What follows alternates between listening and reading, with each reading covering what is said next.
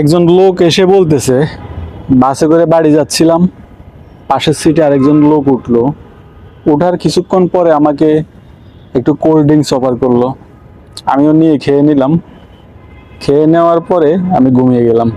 ঘুম থেকে উঠে দেখি আমার মানিব্যাগ নাই, আমার শখের মোবাইলটা নাই, যেটা আমি 6 মাসের কিস্তিতে কিনেছিলাম। আমার ঘড়িটা নাই, আমার কোনো কিছুই নাই, শুধু আমার জামা কাপড়গুলো ছাড়া।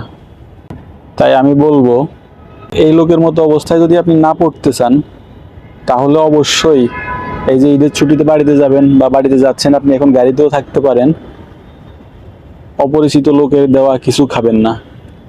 অপরিচিত লোকের দিকে বেশি তাকাবেনও না, তাদের সাথে বেশি কথাও বলবেন না।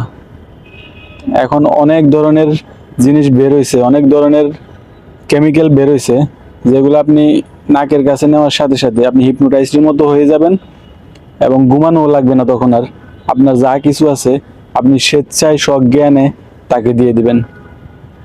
একটু সাবধান থাকবেন, আপনার একটু সাবধানতা আপনার সব কিছু বাঁচিয়ে দিতে পারবে। এই যে ওই লোকটা ঈদের সময় বাড়িতে যাচ্ছে ছুটিতে, সব কিছু যে নিয়ে গেল, তার টাকা পয়সা সব নিয়ে গেল, তার ঈদের আনন্দ বলতে কি আর কিছু থাকছে? এখন সে ধার করে কোনো রকম চলে আবার চাকরিতে চলে আসতে হবে। সবাই ভালো থাকবেন। এই ধরনের ভিডিওগুলো বেশি বেশি শেয়ার করে সবাইকে সচেতন করে দিবেন।